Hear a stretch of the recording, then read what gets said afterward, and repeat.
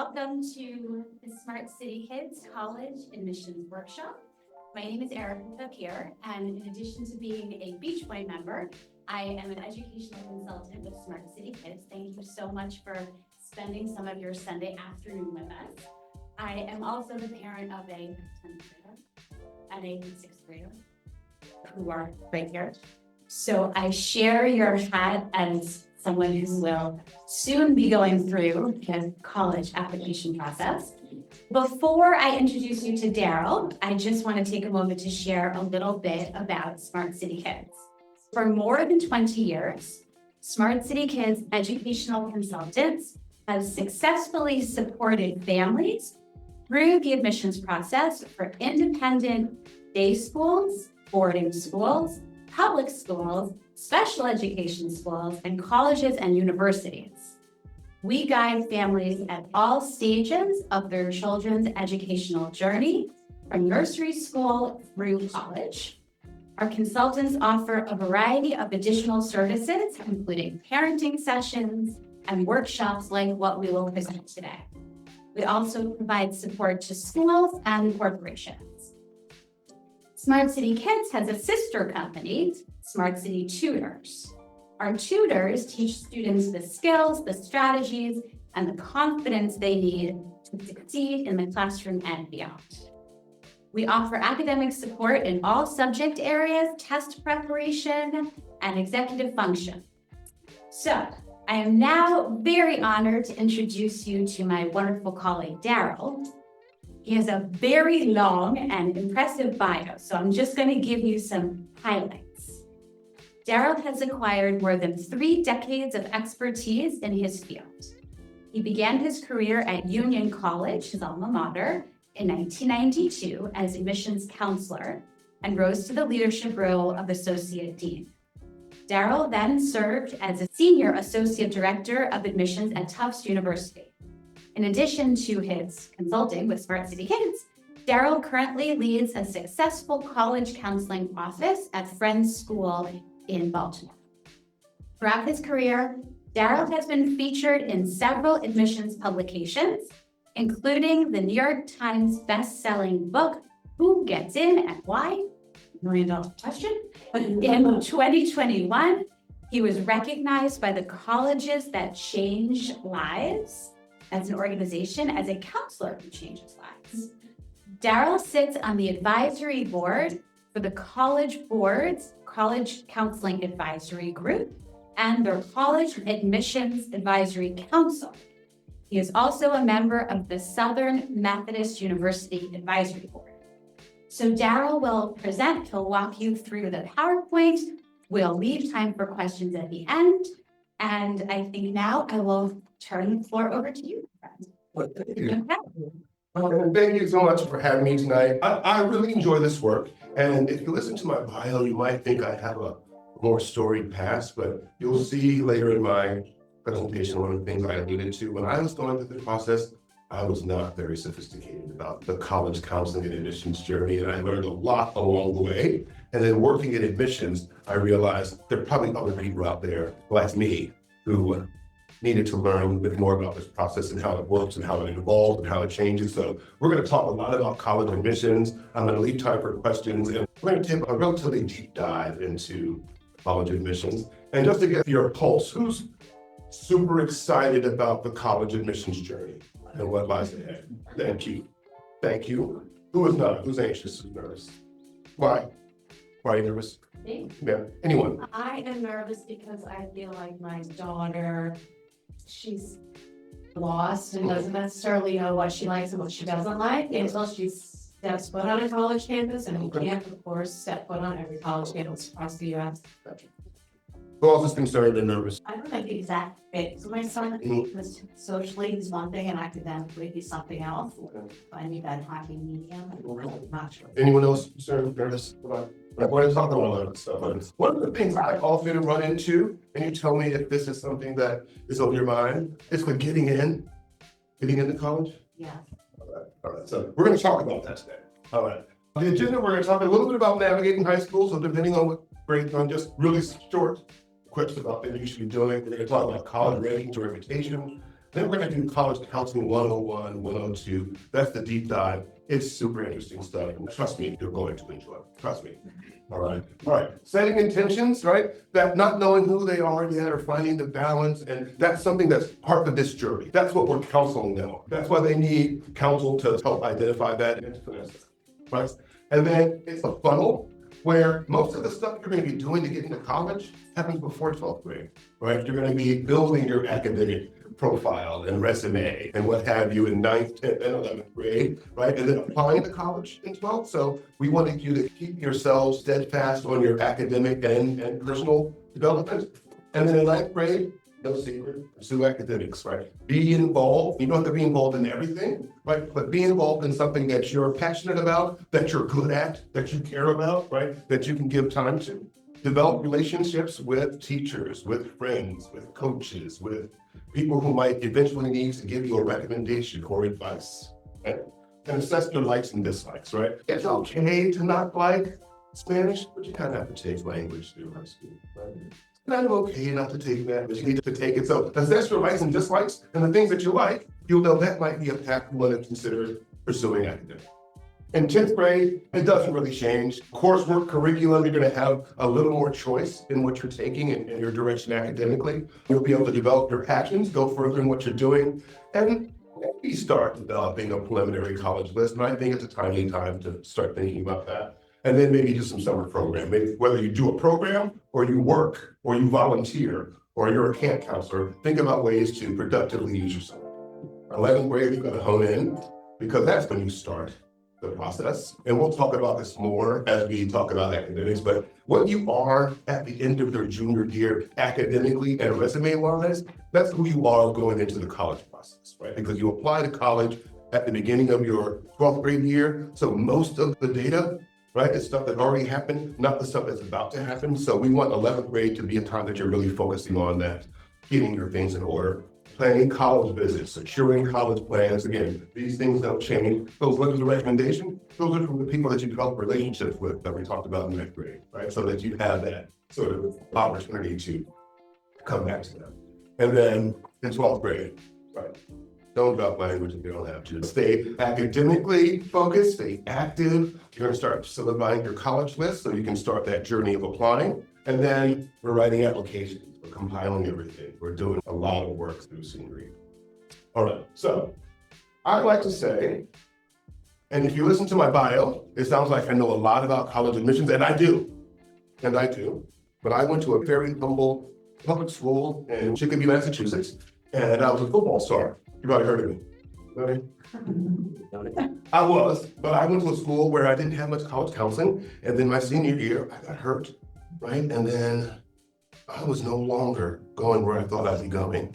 And then I went to school in Western Massachusetts. And so it's the land of small liberal arts colleges, which I had not heard of. And I'm not kidding. When they said liberal arts to me, I didn't know the difference between liberal arts and martial arts. You feel me? I went to Chicopee Comprehensive High School. I could ride my bike to Amherst College. But if you asked me to take you to Amherst College at 17, I was taking you to the University of Massachusetts at Amherst. You feel me? I didn't know it existed. The dearth of knowledge for a lot of people, smart people, right? About college admissions is huge. So that's why Smart City Kids does this kind of work. Lots of people need counsel and information about college admissions. So that's what we're going to do today. All right. I always tell my clients, hey, look, don't worry about this journey. I can guarantee you're getting into college. And then I survey the group and I go, now does everyone feel good now? And no one feels good. And I say, why? They say, we want to get into a good school. Just getting into school is not enough. We want to get into a good one. So I said, all right, we need to be able to ascertain what makes a school good. Right? So that's what we're going to talk about a little bit today. And first off, we're going to say, look, these are some of the things that I think sometimes have an unbalanced weight on goodness evaluation. Opinion of family and friends, important, right? But not theoretical, right? Reputation, we're going to talk about that because we know that has a dynamic effect on people's understanding of goodness. Who went there, right? How hard is it to get into? Rankings. These are things, you've heard of all these things, right? They go into the process. We want to understand the role they play, but also be able to think more deeply about, again, ascertaining the goodness of a college. So these are the things that I think, and it's not exhaustive. These are the things I think make colleges good, right? Campus life, graduation day, right? Evangeline. But these are the things I think people should be taking into consideration. And again, this list is not exhaustive of the things that made a school good. You feel me? Rankings, like I said, have a strong influence on perceived goodness. Does anyone agree with me? No. Rankings, they matter. Right? So we're going to take a look at those. And one of the ones we're going to take a look at today is U.S. News and World Report. And you've heard of the top 25 rankings, right? Everybody? There's two categories of those rankings, right? So there's two sets of them. And again, this is when we start talking about fit. There are the national universities, Harvard, Yale, Princeton, Stanford, Georgetown, blah, blah, blah. And then the small rankings, Williams, Amherst, and those are schools that are a really great fit for certain students. But again, unless you're somewhat sophisticated, you may not be as aware of those schools as you are Harvard, Yale, Princeton, Stanford, and the like. Rankings, we're going to take a look at, okay? Boom. All right. So this is a quick bit of math on how the U.S. News and World Report calculates rank. And hang in there with me, alumni giving is how much alumni give, right? Financial resources, admission sensitivity is how selected, how hard it is to get into. Financial resources, right, captures a lot of different things, but academic quality. Graduation and retention rates, who comes back, how many graduate? 5%, 10%, 12%, 20%, 22%. I argue, aren't those easy to define? Raise your hand and define academic reputation. What's academic reputation? Yeah, perceived by the country. Perception? Anybody else? Definition for reputation. That's higher. Who gets hired? Job placements, right? Anybody else? Definition for reputation? And it should be clearer because it's a big chunk. It's not clear, is it? Check out their definition. The U.S. News gives weight to the opinions on those in a position to judge a school's undergraduate excellence, the academic peer assessment survey, allows top academics, provost, and these are the admissions to account for intangibles, not job placement, not graduation grades, not placement into graduate school. Is that a satisfying definition? It's not satisfying, right? But it's a humongous chunk of a thing that we give a lot of value to. So that's why I say these rankings aren't bad. I say we've got to put ranking in its place in how we understand goodness. Agreed? No, we're not in question yet, but Give it to me. medical schools, which all live by U.S. News and World Report, also basically all revolted and said, we're not going to give you any information anymore because we don't want to be ranked. We're done. And so you look at the U.S. News medical school rankings and the top, what used to be the top 25 medical schools are basically not there anymore. Is there a trend to that? Everyone heard that observation? There are colleges that do it already. I don't think they're ready to relinquish it yet because if you rank well in these rankings. But you're right, there are some colleges that decided we are not reporting to U.S. News and World Report anymore. And it's not for good or bad, I'm just saying we need to be conscious of it. Okay, we don't like the definition, that is the definition, so that's what it is. All right. We were talking earlier about fit, right? And what's the right place. Fit is super important, and I can make it super basic. Just like other things that you purchase or that you go and get, regardless of the name of them, you will often choose the thing that's the best fit for you, right? And I think you should do that when you're looking at colleges as well, right? Think about how it's going to look on you, feel on you, how you're going to be able to move throughout that experience. And if you are a mountain biker, gardener, hiker like me, the city may not be the best place where you go to college, even if the name is super good. Right? If you're also like me, who likes to talk up in class every time and be the center of attention, that may not be the best environment for you, even though the name of that school is good. So we say, think about fit a lot, just like when you manage groups. And the fit piece is easy because there's so many different types of schools, and that's not exhaustive, right? Slacks, private, public, national, HBCUs, women's colleges, polytechs, they abound, right? So in the search, especially if you're early in your journey, visit as many as you can that make sense so that you can try them on. All right? All right. Now we're going to get on, take a breath. Now we're going to get into some of the learning. Any questions before I keep moving on? Am I going too fast?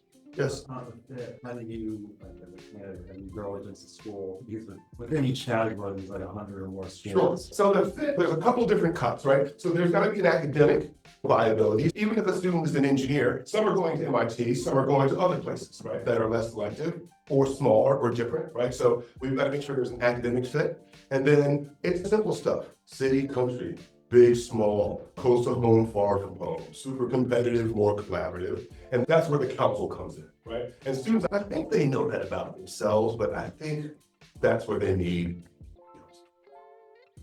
All right, College Counseling 101, and this is for people that are closer to 60 than I'm not. This is remembering college admissions, and if you're vaguely in my vintage, you'll get this. This is what college admissions used to look like. Right? For the students, this is called cursive writing. Right? That's a mailbox. Right? Shortly before the computer arrived, there was a thing called the typewriter, and we were hoping to get fat anyone here so with fat envelope? We were hoping to get fat envelopes.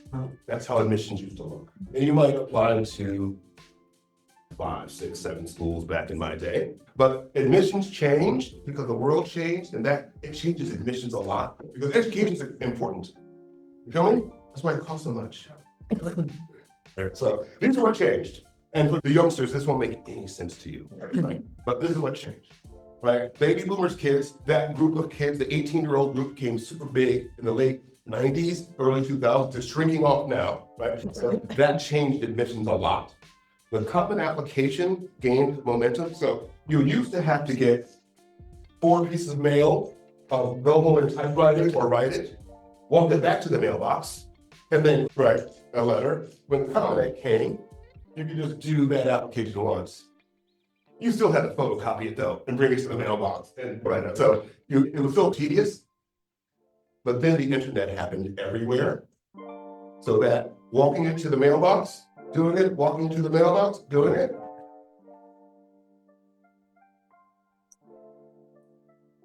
There's 4 applications. There's 10. There's 15 applications. It became super easy to apply to college. You get me?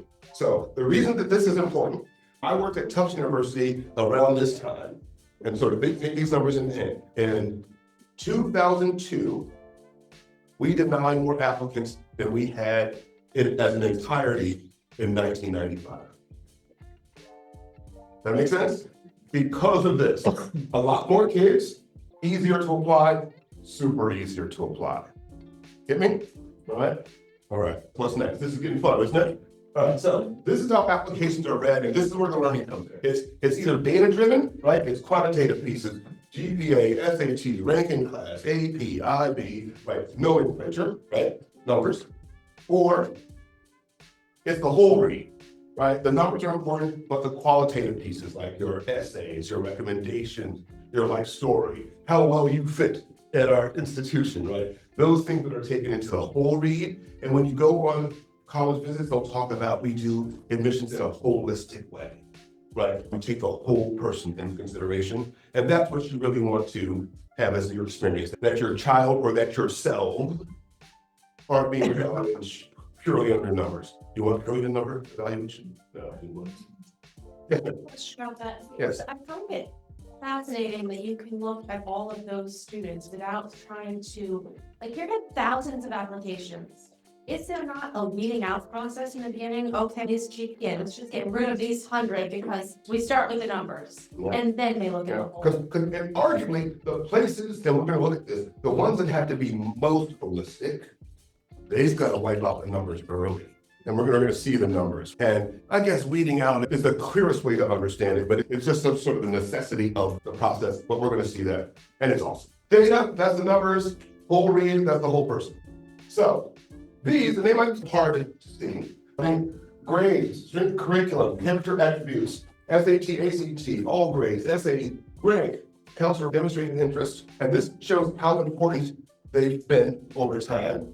The first 4 or 5, grades, strength of curriculum, SATs, grades, that's the data-driven read.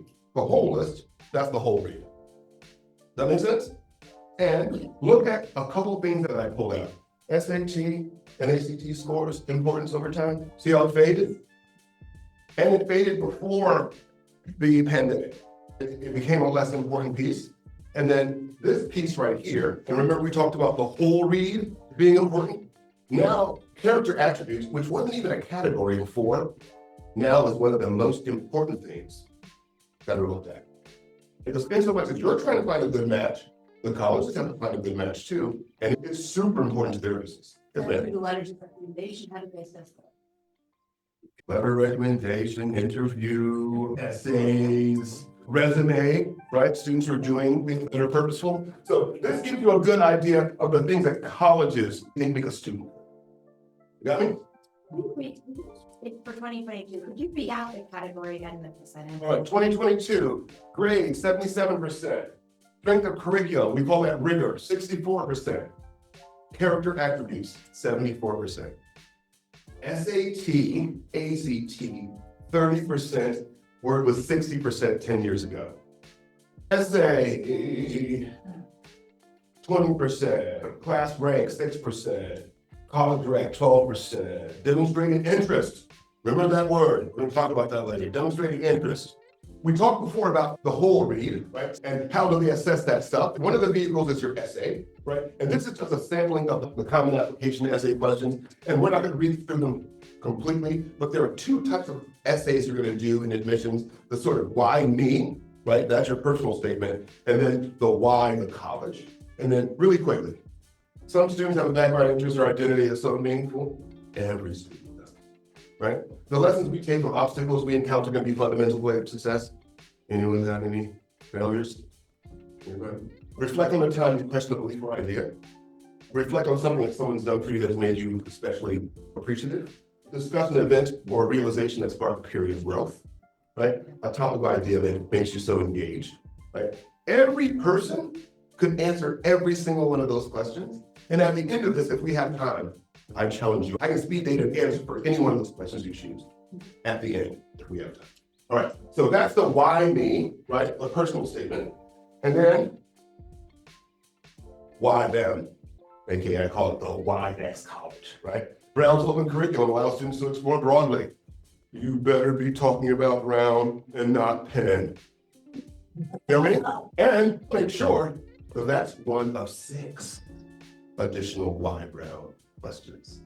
Williams does not require a writing supplement. However, some students feel they do their best writing an academic contest rather than narrative pieces by admissions applications. If you have something you'd like to submit, give it to us. One small question, are these typically done through the portal of the common application? They're all done within the common application, and forgive me if I bruise anyone's feelings except for George. They're the final holdout of being in the common app. But this is, again, questions we can share, they're public knowledge, but that's giving you an understanding. You're gonna have to answer a why that college question, because fit for them is super important. And we're gonna talk about that in a little bit. All right, keep going, any questions? Having fun? Told you, told you. All right, this is the data, but here's the whole read. Tell us about yourself, tell us about us. But some colleges are still considering SATs, ACTs, and this is just some quick bullets about them and the difference between them, ACT versus SAT. Colleges do not care. If they require testing, both are equally accepted and valued. A couple trends, and we talked about how admissions changes, it carries less weight. And we even saw that statistically on that graph. Many colleges have established test optional, test blind, or no harm testing, right? Test optional as it sounds, you can or you can't. Test blind, the University of California system, and every time I say this, I can't believe it, doesn't evaluate student tests as being ethical. Still can't believe I said it. And then there's a no harm, which is I like most. You can submit your testing, and if it helps your application, it will be part of your evaluation. If it does not, it becomes optional. I love it. Yes, sir. So I've been hearing that there's sort of a comeback There is. for this scenarios testing. So that's why they're evolving about this. So some schools are saying, hey, drop dead, you have to have them. Most schools are adopting a version of that. Because even if you're not a great tester, you still should take it, because there are some schools where your testing will be good, some schools where it will not be. And it does give some academic analysis that's helpful. So testing, any other questions before you keep moving on? Still hanging on there with me? So now we're gonna talk a little bit about data and how admissions works and how it changes over time. And I try to have my clients look at data that I'm super familiar with. And because I'm in Maryland, I use the University of Maryland as one of my examples. In terms of category, schools are often categorized as reach, right? Target, and what's that other category? Why did I say it so? I argue, I don't like safety. I don't like safety from my clients because it sounds like they're falling back on something, right? You're gonna see very shortly, there are no safe places. And I argue, if you're a good student and you are a good person, the places where you should get in are good. You feel me? So we try to make sure that you understand those places that might be safer bets for you aren't fallbacks. They're not consolation prizes. They're where your body of work make you a perfectly desirable student. You with me? And so now we're gonna see how that data manifests. And again, I'm using Maryland because my students and clients, a lot of them apply to Maryland and we've got great data on it. And it's simple, right? So this scattergram shows how my applicants have done at the University of Maryland, and GPA, SAT, ACT. It's safe to say this student had a 75, 14, 60. Does that make sense?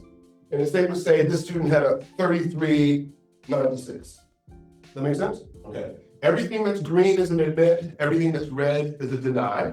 And then in that sort of reach middle, and I call the other category foundation, right? Safety. That's the foundation fence. Safety, because if you live up in there, you should get in.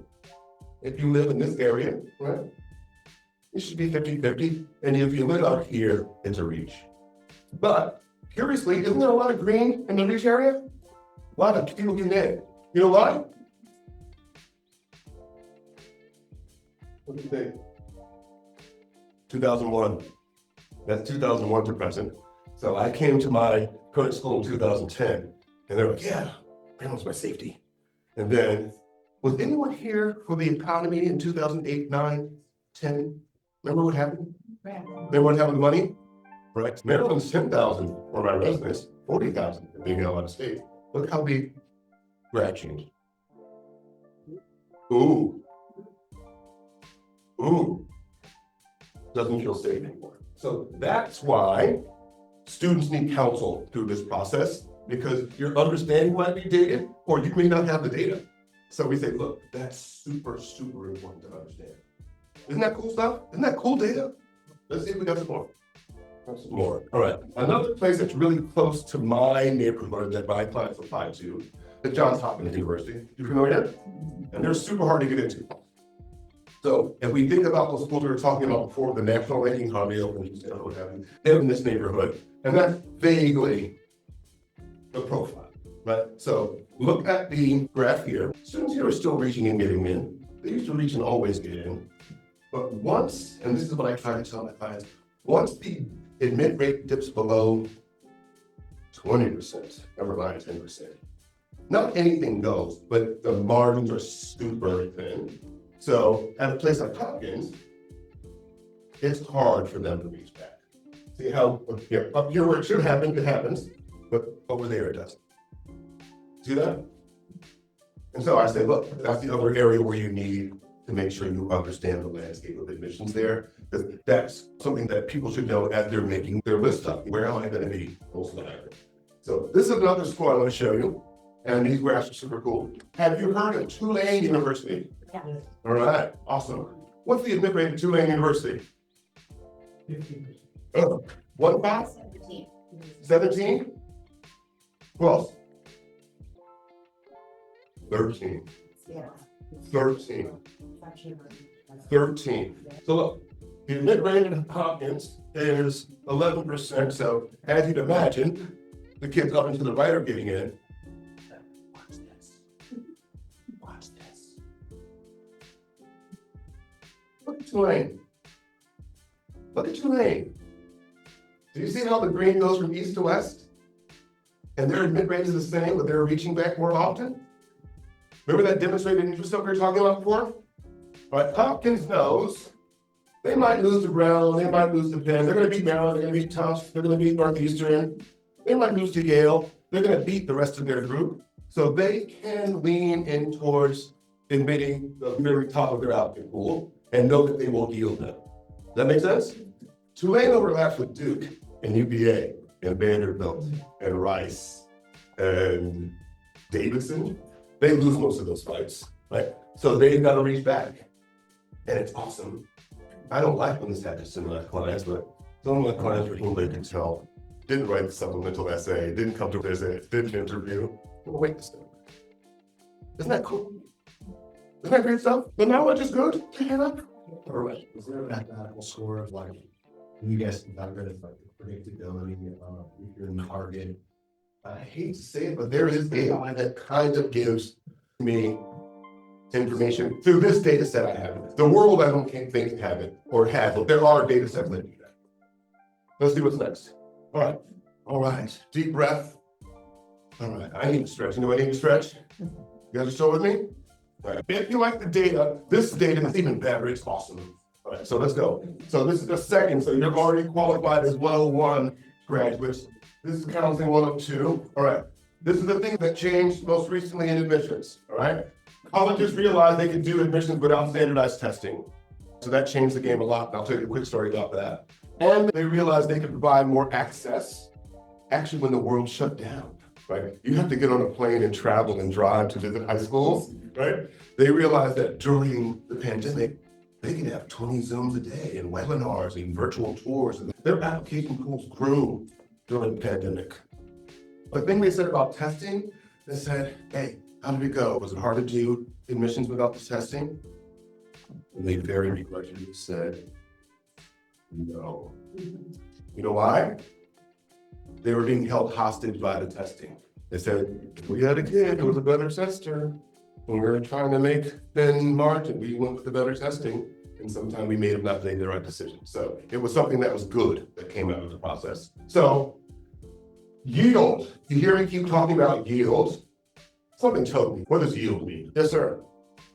Percent of applicants who accepted who show up the first day.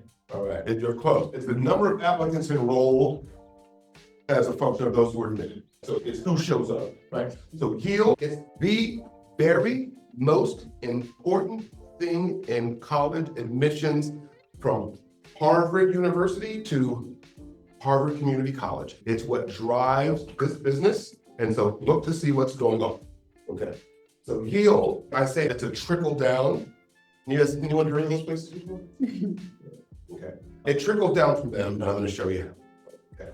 So admit rate, right? The number of applicants divided by total applicants. Yield, number of students enrolled divided by total applicants. And these are things that are non-negotiable for colleges. Even if their admit rate is only 11%, they have to decrease the admit rate if they can. Regardless, we have to increase yield because that's how we can predict what our enrollment will look like. And they're an enrollment business. And they have to enroll the targeted number of students. Each of those schools, they've got 1,500 spaces or so. They've got 15,000 qualified students they'd love to take. They still only have how many spaces? 1,500. So that yield drives the piece, okay? All right, these are selective categories. Selective, I said, anything under 50% really is selective, but these are the degrees of selectivity. And then I think it's ridiculous when it gets to single digit. And the landscape of applying there is super competitive, right? But it's one of those things where those predictive models may not tell you what's going to help you at the single digit places. These are the places that reside in each place. And when we talk again about goodness, and people might think you have to be this selective to be good, but look how good schools in the 30% range are.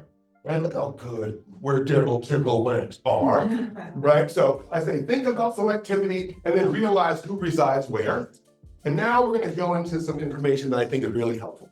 All right. Pay close attention to this. And this is when we're talking about the yield stuff, right? So this is how you can apply to college. Regular decision, rolling, early action, early decision, restrictive early action. You're probably somewhat familiar with them. Early decision is a binding agreement where if you apply, you get in, you gotta go, right? Okay. We're gonna look at some data about admissions numbers and yield, and then we're gonna do some other stuff. All right. Here are the numbers of the places I was picking on initially, Harvard, Yale, Princeton, Stanford. And if you see, total numbers of apps, tens of thousands. You see how thin the admit rate is? And then like I said before, they don't have a lot of spaces and they can't make more spaces. And considering the numbers, don't you think they're probably sharing some applicants with each other? Don't you think? But their yield, the number of students enrolled versus the numbers who are admitted, 81, 76, 69. That's amazing. If there's any mathematicians, leave me alone. Are you with me here? Admit one, get one. Right? Admit one, get one. Admit 1.25, get one. That fertility is amazing. That yield is amazing. So let's, for conversation's sake, just on a scale of 1 to 10, let's call these 10s. You with me? And they're the only 10s. I'm sorry with this argument. All right. So if the 10s yield at almost admit one, get one, where do the 9s yield? Where does Brown, Columbia, and where the other places yield? If these guys yield at 75% or better, what is that group just below them? What's their yield like? 70s, 80s, hopefully 50s. See how it drops off? Right? Hawkins does a little bit better, but it drops off by 20, 30 points. Okay, check this out. These admit one, get one places. Guess what they don't offer? EG. They don't offer their own decision. Just by strength of their allure, they can admit one and get one. Early decision round 1 and 2. Early decision round 1 and 2. Still good schools? Right. Early decision 1 and 2. Early decision 1 and 2. Early decision 1 and 2. They still don't really do. And aren't they still really good schools? So it's understanding the math and what drives how they do admissions. And again, still super thin admit rates, but their yield is totally different from that special group. Okay. Forces in play, and I know this is not Queen's English. Everybody knows Harvard, Yale, Princeton, Stanford. Right? That accounts probably for 20,000 apps alone in those places. And because of that result, their application pools are huge, right? They can almost admit one, get one, right? Because of their popularity. Other schools can't get that unless they have ED. This is the demonstrated interest example I was going to give you. So just like Tulane, has anyone here heard of Rhodes College? Anybody? So Rhodes is a small liberal arts college in the Southeast where this is with whom they overlap. And they lose to them, as you'd imagine, because those schools have bigger names. So years ago, Rhodes took from Thanksgiving, you heard of early action? They took the entire early action group above a certain academic prowess who they had not heard from, seen on a visit, interviewed, had on tour, and they proactively waitlisted the whole group. 400 of them. And said, happy holidays. We are so happy to get your application, but because we do holistic admissions, we've not yet had the opportunity to engage you. And as we move into our next phase of admissions, we'd like to give you the opportunity, if you'd like, to have your application revived. Just check this button and you'll be considered for all admissions, scholarships, and the like, and your application will be moved forward. Of the close to 400 that they sent that message to every year, how many responded? They said, oh, you kidding? How many of the 400?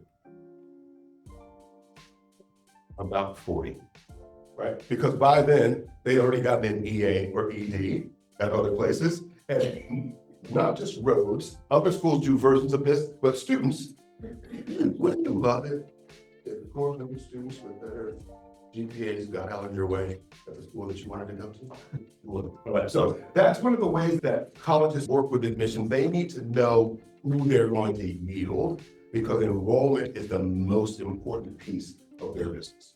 All right? Oh, God. That's it. That's it. Yeah, you have 5 minutes to spare. All right. Then I can give them some more knowledge, or I can take questions for 5 minutes. Right, let's go to the question round. Yes, sir. I've started to hear anecdotes about schools that manage enrollment. The constraint, for example, is freshman dorm. They may say you can get in, but you won't start until the second semester. You need to go abroad right away, or just different ways to manage there. Everyone heard that? Yeah. So it started off as a problem, and truth be told, Maryland was one of the creators of that. It was called the January admit. And what it did allow them to manage their enrollment in a way that it put students abroad and then allow them to enroll students. It's now become an enrollment management tool. Anyone here heard of Northeastern University? That's what it is. Many of my students prefer the NUN admit to the fall admit because they go abroad, they're credit earning, they've got a place. So it's become a tool in admissions. Yes. For a student, you know what's the most important thing, or just like percentages? That they should be focused on admit rate, I think is what they should be focused on. But really, I think what they should be focused on is giving really good counsel of where to apply and then apply aggressively, right? It's about making sure that your game plan is really good, right? So I probably shouldn't have applied to Harvard, I might not have gotten in, right? So I was counseled to apply to schools that were in my wheelhouse, and I reached for a couple places. Often my parents would joke and say, wow, your clients do so well because you give them the right recommendations. And I go, yeah. Good sir. How the international will evolve over time. Yeah. So I say it has grown at every school. Again, the schools with notice, the schools whose names are really big. And the applicant pool is super talented, right? They're coming from all over the world, but just like anything else that a college is doing, they're managing their intentional community. So they say, this is what we want our freshman class to look like. And then they try to have it be a mix of international students abroad, what have you. But the pool has grown, so it's super competitive. One of the points is that not all schools can aid international students. So it's in many cases hard for them at some schools for need-aware admissions. Yes. I have a question. I've heard differing opinions that on the one hand, doing early decision is really great because you're essentially saying that you can pay the full fare if you're finding if this is where your child wants to go and they, can get in that they can go. But on the other hand, I've heard that it's great to have your child do the regular admission because that might be where all the chess pieces have already moved, and so they have more opportunity to see if they can get through that waiting process and see where all their friends have gotten in, if they can stand for waiting, that there's more opportunity and the schools have sussed out what has happened and they can get to the You're absolutely right. so it's a hard thing Yeah. it's very differing strategies. Yeah, so the thing about it is early decision is such an advantage. That's why lots of people choose it, but then you forego the opportunity to entertain what other schools might do. So my counsel is for students for whom that school is clearly their favorite after a lot of analysis and they can afford to go there, all of the super gifts come in the spring.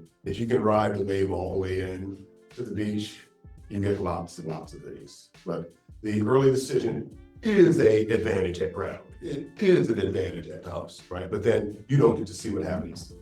And Yeah. it seems like if the small liberal arts college, just because of what you're talking about, is yield and that they want to fill their seats, the early decision does seem to play a very large part because they want to, I'm gonna steer They you want- one last they piece of want to information. get that in. One last piece of information. So at those smaller arts colleges that you're talking about, Uh-huh. so say if their freshman class is 500 students, right? 500 students, Uh-huh. as of January 1st, they've only got 250 spaces left because 250 went ED. If all of these high schools are flying all to one school or the rest, colleges really think to move from a specific type of their school. So, yeah, I'm not in the offices anymore, but that's when there is not a weeding out, but they do have to draw a line that says, we probably can't go below this in terms of GPA. This is the way it really fleshes out. The first cut is, we see who's got the hardest rigor, right? So if there's a student who's got a B plus, and their rigor is slightly better than that minus student, they might get a closer look, right? But there's gonna have to be a floor under which we say, hey, students who are competitive from this school have typically been up this hill, right? And we ran into it a lot of times where we get 30 applicants from Scarsdale. It's hard. Yes, sir. You talk about just from some earlier stages, middle school going to high school. What are the things that increase your options? So the single most important thing is as much algebra as you can arrive to high school with. So if you can start ninth grade in algebra 2, that's a super big advantage because it gives you a lead on getting the calculus if you so desire. I know if there's young kids who are going to do this, read. You better read a lot because the reading is what produces the writing. And I know it's not fun, but the reading, I say, it's really just like to be a good runner. You gotta run a lot. You can't wake up one day and go for a run. Reading is very much that. And then the amount of writing they have to do is essential because the academic cut is quick. It's 1 second and a computer is doing it, right? So we're putting a lot of energy into that academic cut. It's 1 second, right? We want to make sure that counsel is being given to clients on how to express who you are, how to strategically pick the right places where you're going to win, and then going about the application. You had enough? You had enough? Thank you, All right. Darryl, very Excellent. much.